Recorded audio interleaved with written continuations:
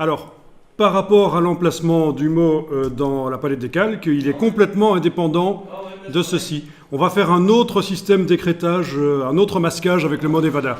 Donc pourquoi est-ce que je vous montre ça? C'est parce que quand on veut faire un masquage avec des caractères, il faut vraiment penser à supprimer tous les tracés transparents qui vont être générés par la vectorisation du texte.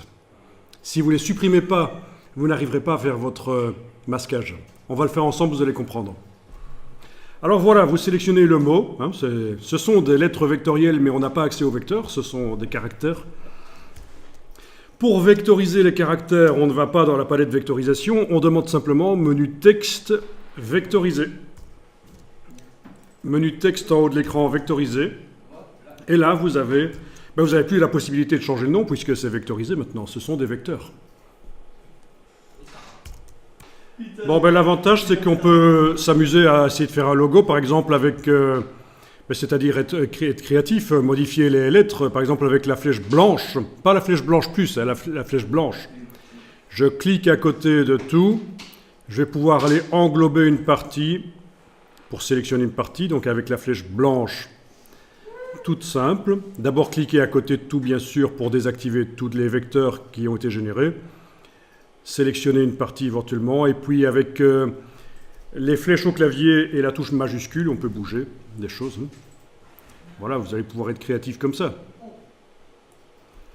Certains logos sont démarrés au départ de caractères, et on les modifie.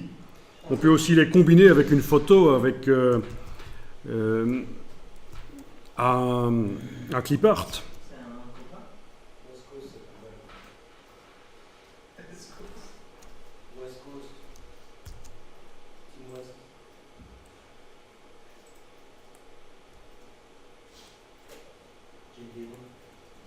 Là, j'ai enfoncé la touche majuscule pour arriver à sélectionner à la fois le bas ici de la lettre, évidemment. Touche majuscule ici, j'englobe l'autre bas de lettre. Voilà, tout ça, c'est l'utilisation basique en fait des vecteurs. Voilà.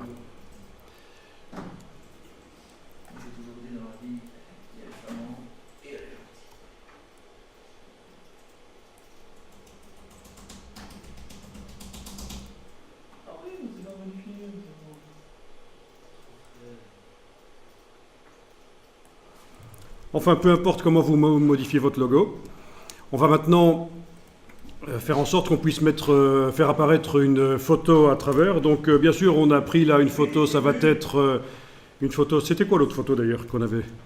Des fleurs, voilà.